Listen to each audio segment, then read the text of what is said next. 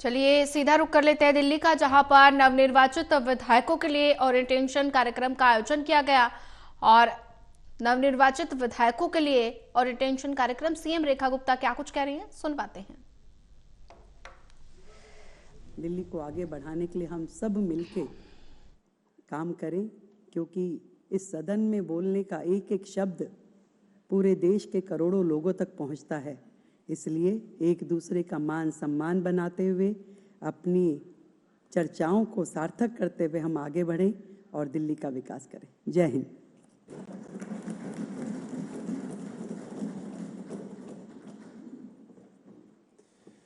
बहुत बहुत आभार माननीय मुख्यमंत्री श्रीमती रेखा गुप्ता जी का उनके कीनोट एड्रेस के लिए।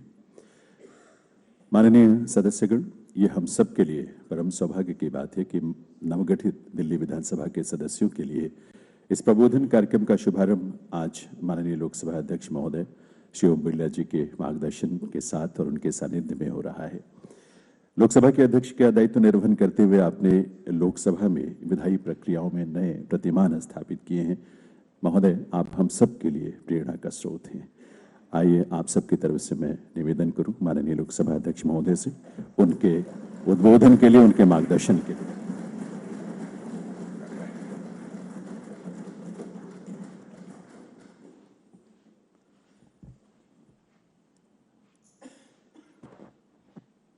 दिल्ली विधानसभा के इस प्रबोधन कार्यक्रम में दिल्ली विधानसभा के माननीय अध्यक्ष श्री विजेंद्र गुप्ता जी, दिल्ली की लोकप्रिय मुख्यमंत्री श्रीमती रेखा गुप्ता जी,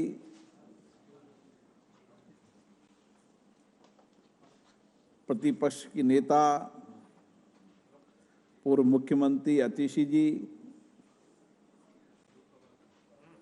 विधानसभा के उपाध्यक्ष मोहन बिष्ट जी, केंद्र सरकार में मंत्री माननीय हर्ष मल्होत्रा जी, माननीय सांसदगण, दिल्ली सरकार के माननीय मंत्रीगण, माननीय विधायकगण, मैं आप सबका हार्दिक अभिनंदन करता हूं, स्वागत करता हूं। आप सबको बहुत बड़ी जिम्मेदारी और दायित्व दिल्ली की जनता ने दिया है और जिस भवन में बैठे हैं वो भवन आजादी के संघर्षों का साक्षी रहा है। ये भवन महान स्वतंत्रता सेनानियों, महान विचारकों के अभिव्यक्ति का सदन रहा है और इसी भवन से आजादी की लड़ाई के साथ हम लोकतांत्रिक प्रक्रिया को शुरू करने की शुरुआत की। इसलिए इस भवन का बहुत बड़ा महत्व है और आप सबको ये बहुत महत्वपूर्ण जिम्मेदारी मिली है, दायित्व मिला है और इसलिए इस दायित्व जिम्मेदारी को हम कैसे निभा सकते हैं, जो रेखा जी ने कहा कि हम दिल्ली को, जो देश की राजधानी है, उस देश की राजधानी के अंदर हम आधारभूत ढांचा, सामाजिक कल्याण, शिक्षा, स्वास्थ्य के साथ लोगों की अपेक्षाएं कैसे पूरी कर सकते हैं। दिल्ली विधानसभा के अंदर चुने हुए जो प्रतिनिधि है अलग अलग विधानसभा से आते हैं। और दिल्ली दुनिया के अंदर वह राजधानी है जहां सभी राज्यों की विविधताएं हैं, भाषा की विविधताएं हैं, धर्म की विविधताएं हैं, अलग अलग कल्चर की विविधताएं हैं। और इसीलिए एक मिनी भारत के रूप में दिल्ली क्षेत्र राजधानी है, जहां अलग अलग प्रदेशों के लोग रहकर आते हैं, अपने रोजगार के लिए आते हैं, आर्थिक उपार्जन के लिए आते हैं। इसलिए हमारी बहुत बड़ी जिम्मेदारी बन जाती है कि हम उनकी अपेक्षाएं, उनकी आकांक्षाओं को कैसे पूरा करें। और इसके साथ साथ दिल्ली विधानसभा की कार्रवाई, दिल्ली विधानसभा के अंदर आपकी चर्चा, संवाद, लोकतांत्रिक परंपराओं को मजबूत करना, ताकि देश के अंदर एक नया संदेश जा सके। और इसीलिए केवल आप एक विधानसभा के प्रतिनिधि नहीं हैं, आप पूरे राज्य का प्रतिनिधित्व करते हैं। और इसलिए राज्य का प्रतिनिधित्व करते हैं तो आपका दृष्टिकोण, आपका विचार, आपका चिंतन पूरे राज्य के विकास के साथ इस राज्य की जनता का विकास और उनकी सामाजिक कल्याण की भी परिवर्तन करने का दायित्व है। और ये सदन उन करोड़ों जनता की अपेक्षाओं को पूरा करने का सदन है। इसलिए मेरा मानना है कि दिल्ली की जनता ने आपको बड़ी अपेक्षाओं के साथ भेजा है। नई सरकार का गठन हुआ है, नई सरकार से बड़ी अपेक्षाएं हैं, आकांक्षाएं हैं। तो जब आकांक्षाएं ज्यादा होती है तो हमें काम की विचार भी उस दृष्टिकोण से करना पड़ता है। और इसीलिए आप पर बहुत बड़ी जिम्मेदारी है। और इस जिम्मेदारी को हम सदन के माध्यम से कैसे कर सकते हैं, इसके लिए 2 दिन तक विभिन्न विषयों पर चर्चा होगी, संवाद होगी, विचारों का आदान प्रदान होगा, मंथन होगा, ताकि हम विधानसभा के इस भवन के माध्यम से एक श्रेष्ठ विधायक होने के साथ साथ हम जनता के उन सब चुनौतियों के समाधान का रास्ता भी निकालें। और इसलिए मेरा मानना है कि विधानसभा की इस कार्रवाई के अंदर हमें कोशिश करना चाहिए कि हम श्रेष्ठ श्रोता के रूप में बैठें, देर तक विधानसभा में बैठें, हमें बोलने का अवसर नहीं हो तो भी सुनने का अवसर का लाभ उठाएं। जितना सुनने का अवसर का लाभ उठाएंगे उतनी आप बेहतर चर्चा संवाद कर पाएंगे। एक श्रेष्ठ श्रोता ही अच्छा वक्ता हो सकता है। और इसलिए आपको पुराने विधानसभा की कार्रवाई, उनकी डिबेट, बने गए कानूनों पे चर्चा, नए इनोवेशन, नई सोच के साथ काम करने की आवश्यकता है। हमारी कोशिश होनी चाहिए कि हमें सारी विधानसभा के नियम प्रक्रियाओं की जानकारी हो, हमें भारत के संविधान की जानकारी हो और भारत के संविधान के उन अनुच्छेद जो विशेष रूप से आपके दायित्व कर्तव्यों के लिए भी हैं और जो आपकी विधानसभा कार्रवाई के लिए, संचालन के लिए उचित भी हैं, उनकी संपूर्ण जानकारी आपको होना चाहिए।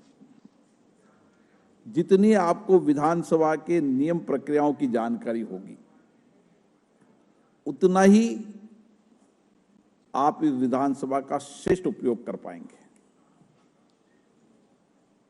आज चाहे प्रश्नकाल हो, चाहे अन्य समय हो, उस समय के अंदर हम किस तरीके से अपनी बात को कह सकते हैं, सार्थक तर्क से कह सकते हैं, चर्चा से कह सकते हैं, हमारी भाषा, हमारा विचार, हमारा दृष्टिकोण व्यापक दिखे और इसी विधानसभा के इसी कक्ष से आप दिल्ली के श्रेष्ठ नेता बन सकते हैं। और इसलिए प्रयास करना चाहिए कि हमारी भाषा संसदीय हो, हमारा विधानसभा व्यवहार संसदीय हो, हम तर्क से अपनी बात को रखें, हम मुद्दों पर चर्चा करें। और इसीलिए आपको जितने पूरी विधानसभा की डिबेट हैं, आने वाले समय में विजेंद्र जी उस सबको डिजिटाइजेशन कर देंगे,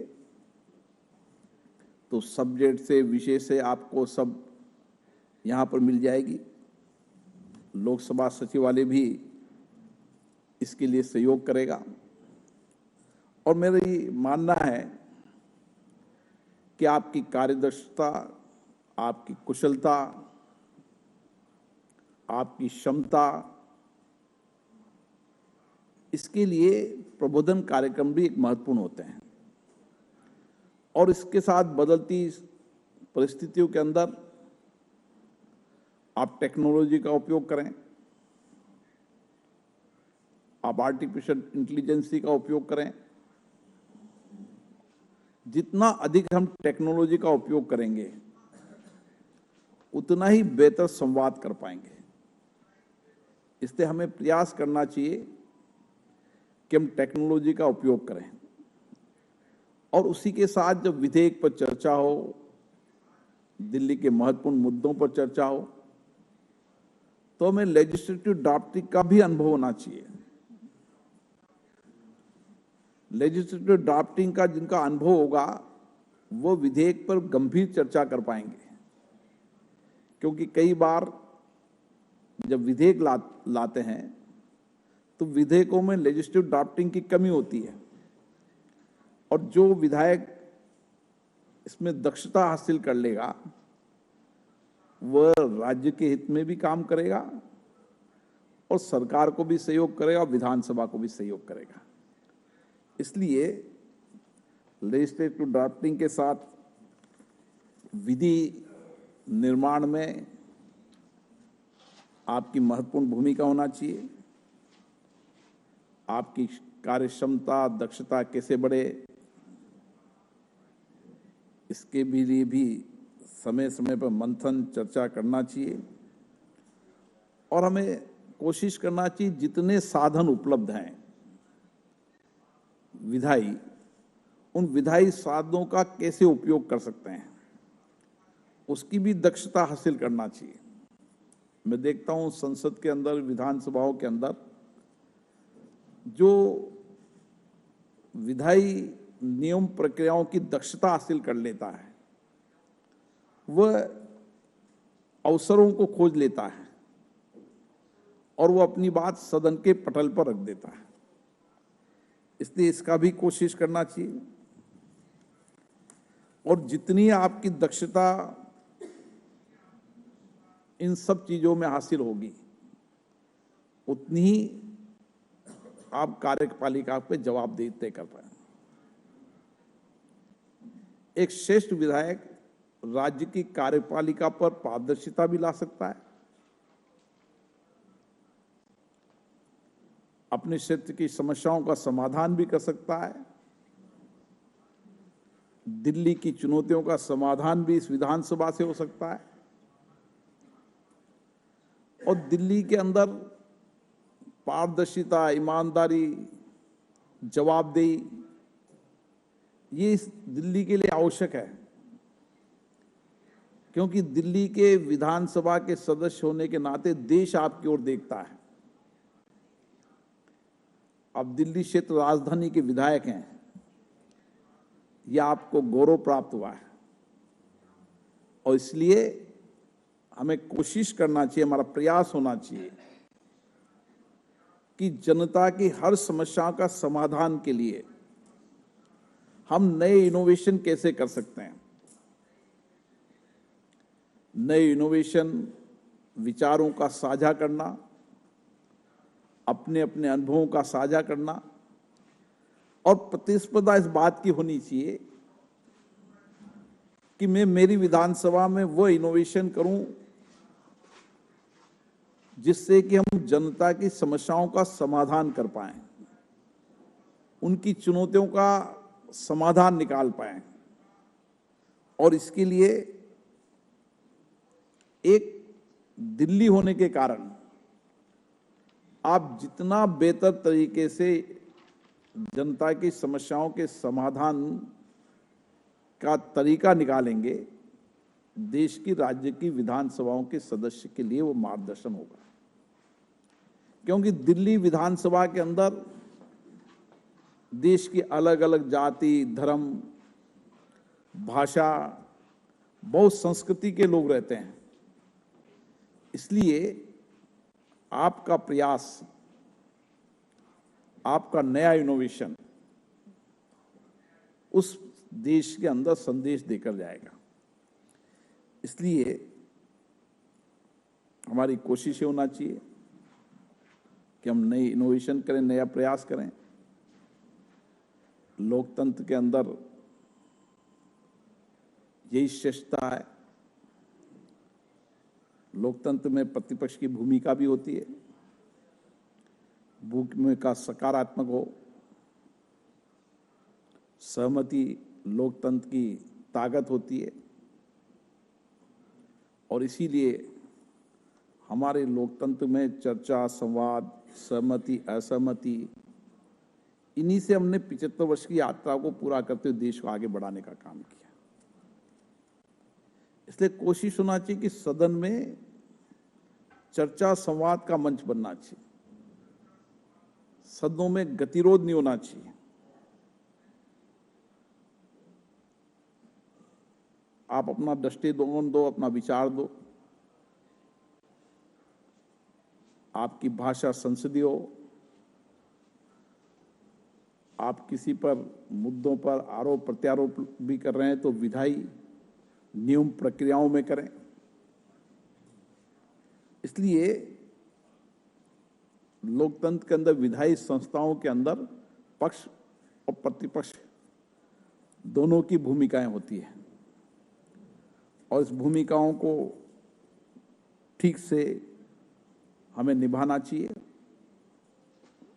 एक श्रेष्ठ प्रतिनिधि के विचार में संवाद हो,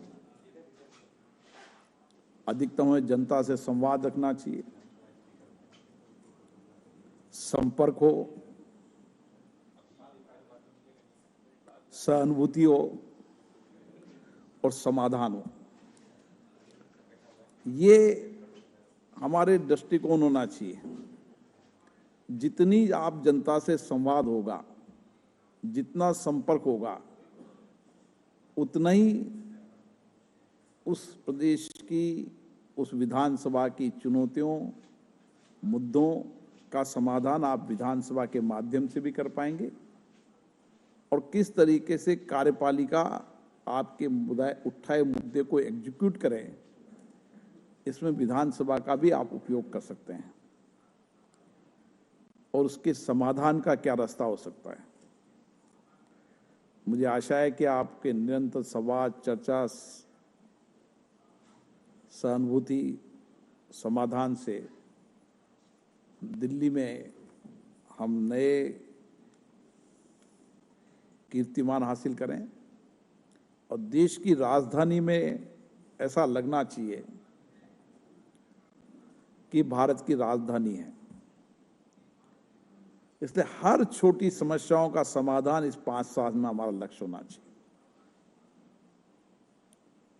दिल्ली की हर चुनौतियों का समाधान हर विधायक का लक्ष्य होना चाहिए। मेरी विधानसभा सबसे श्रेष्ठ रहे।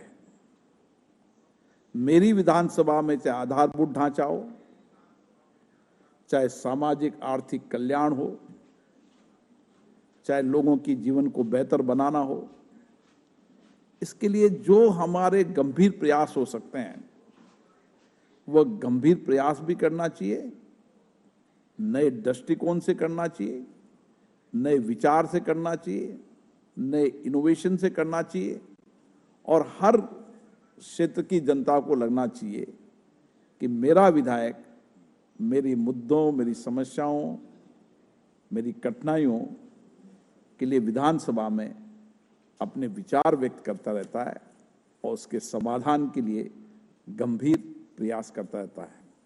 मुझे आशा है 2 दिन के इस कार्यक्रम में आप सभी अपने अनुभवों को भी साझा करेंगे, विचारों को साझा करेंगे।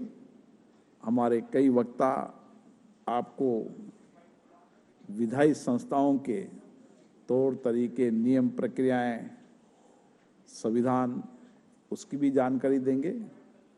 और एक सेशन मुझे लगता है कि आपने सारी टेक्नोलॉजी पे भी लिया होगा, इसलिए मुझे आशा है कि विजेंद्र गुप्ता जी से मैं आग्रह करना चाहता हूं कि दिल्ली की विधानसभा को एक मॉडल विधानसभा बनाओ। मॉडल विधानसभा चर्चा, संवाद, विचार मंथन से भी हो और विधायकों की कार्यदक्षता, कुशलता बढ़ाने के लिए, उनकी सहयोग के लिए भी हो और टेक्नोलॉजी का भी अधिकतम उपयोग हो। इन सारी दृष्टिकोणों से हम दिल्ली की विधानसभाओं को देश के लिए मॉडल बनाएं, जिसको राज्य की विधानसभाएं उस मॉडल को अपनाएं। मैं आपको पुनः बहुत बहुत शुभकामनाएं देता हूं आपके नए दायित्व के लिए। आप इस नए दायित्व के साथ जनता की अपेक्षाएं, आकांक्षाएं को पूरा करेंगे और दिल्ली की इस राजधानी को देश की नहीं, दुनिया की श्रेष्ठ राजधानी बनाने में अपना सहयोग करेंगे। बहुत बहुत धन्यवाद।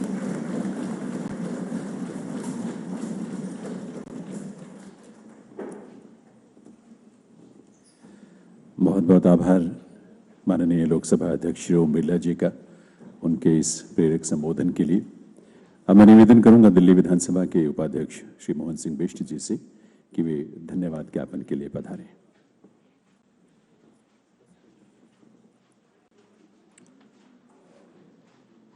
परम आदरणीय लोकसभा के अध्यक्ष और हम सब लोगों के मार्गदर्शक के रूप में